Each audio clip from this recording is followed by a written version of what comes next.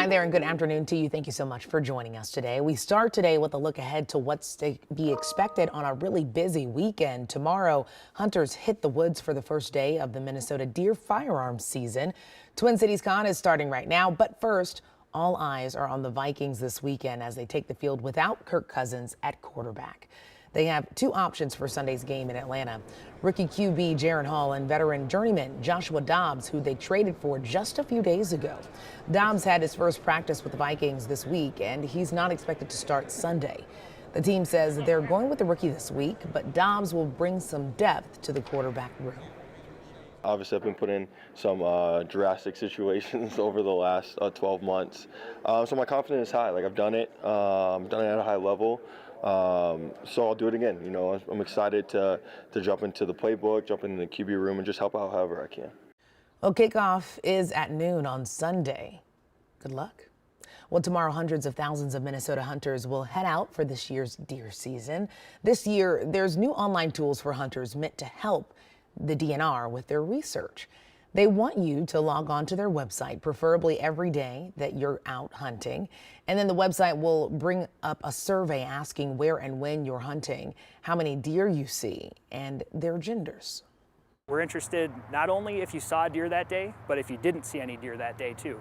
That's really important. The absence of deer and the presence of deer are both equally important pieces of information.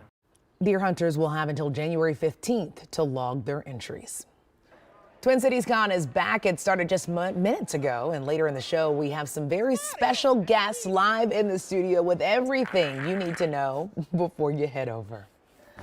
Whatever you're up to this weekend, you can definitely expect more sun and warmer temperatures, which is always a good way to go into the weekend, Ben. Yeah, absolutely. Especially after a week where we've been stuck in the 30s pretty much all week. We did break out of the 30s yesterday, and today we will continue to see that warming trend. And like you mentioned, a lot of deer hunters heading out into the woods. This is a brief overview of your hunting forecast for this weekend. Now, Saturday is going to be the brightest day and therefore the coolest. Some parts of the state will actually wake up in the teens tomorrow morning and then warm into the 30s to lower 40s. By Sunday, a little breezier, more cloud cover and a threat for rain, especially across central and northern Minnesota. In the meantime, we're actually starting to clear things off. Notice the left side of your screen. We've got some blue sky coming in from the north. You can expect to see more sunshine in the coming hours. Currently 47 degrees. North wind at 10 miles per hour. Temperature pretty much holding steady through the remainder of the afternoon. Here's your hour-by-hour forecast. Expect a partly cloudy sky. And again, we will time out those rain chances in the forecast later this weekend. Just ahead, Alexis.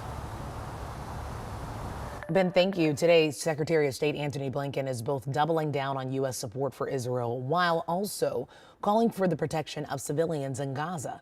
Just hours ago, Blinken met with both Israel's prime minister and president. He's pushing for more pauses in fighting to allow more humanitarian aid into Gaza. Israel reportedly says that won't happen unless it means more Israeli hostages will be freed. We need to do more to protect Palestinian civilians. We've been clear that as Israel conducts its campaign to defeat Hamas, how it does so matters. It matters because it's the right and lawful thing to do. The U.S. House of Representatives has passed a bill to send more funding to Israel, but it does not include Ukrainian funding. It is not expected to pass in the Senate. In Minneapolis, concerns are growing after another fire at the Mercy Islamic Center. The Minnesota chapter of the Council on American Islamic Relations says on Wednesday, 3 garages were destroyed and a residential property was damaged. All of it is owned by the mosque. Earlier this year, the mosque was a target of an alleged arson. MPD does not believe that the cause of this week's fire is suspicious. Still, the council is asking anyone who might have seen something to come forward with information. Right now, President Biden and the First Lady are on their way to Lewiston, Maine to talk with the community working to cope after last week's mass shooting. The White House says the Bidens will meet the victims' families and first responders. 18 people were killed and 13 others were hurt when a gunman opened fire inside of a restaurant in Bowling Alley. He was found dead days later. Well, today we're still waiting for a decision from the state's Supreme Court in a case that will determine if former President Donald Trump will be on the 2024 presidential ballot. Here's a breakdown of some big questions the justices are working to answer. I'm John Croman. The Minnesota Supreme Court has a lot of questions to answer when it comes to deciding whether or not former President Trump's name should be on the ballot here in Minnesota. Number one, does the court have jurisdiction, or is this something Congress needs to decide? Number two, was January 6th really an insurrection, or at least the kind of insurrection that Congress had in mind back when they passed the 14th Amendment right after the Civil War? And if so, is Donald Trump, former President Trump, responsible for that insurrection? Those are all questions that have to be answered, but the first one is whether or not to have an evidentiary hearing where they let people bring evidence about that insurrection. In the last 24 hours, Fairview Health announced it's eliminating 250 jobs. The company says pressures like inflation and increasing labor costs are to blame.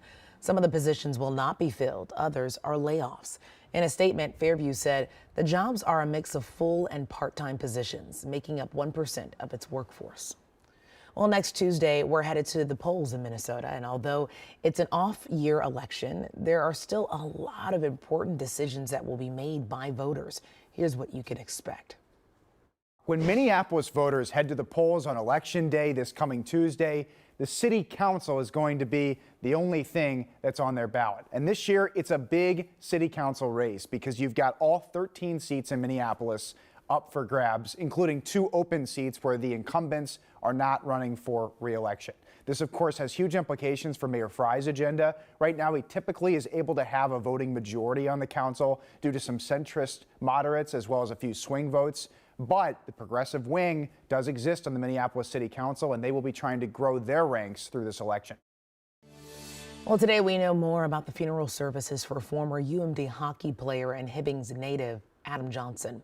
An obituary posted online shows his family will hold a private funeral on Sunday. Then on Monday, there will be a public celebration of life at Hibbings Hockey Arena from 1:30 to 5 p.m. Johnson died last Saturday during a game overseas when a skate cut his throat. This as the tributes to Johnson continue to grow. In a post on X, the Minnesota Wild paid tribute to Johnson by putting their sticks out for him. Tomorrow, the Nottingham Panthers will host a gathering to remember him. Well, listen, you got to grab your cosplay gear. Twin Cities Con, it's back ahead of a weekend of events. We're talking to 2 convention experts on what we can expect. Plus, don't forget about turning your clocks back. A look at where Minnesota stands in the debate over daylight saving time.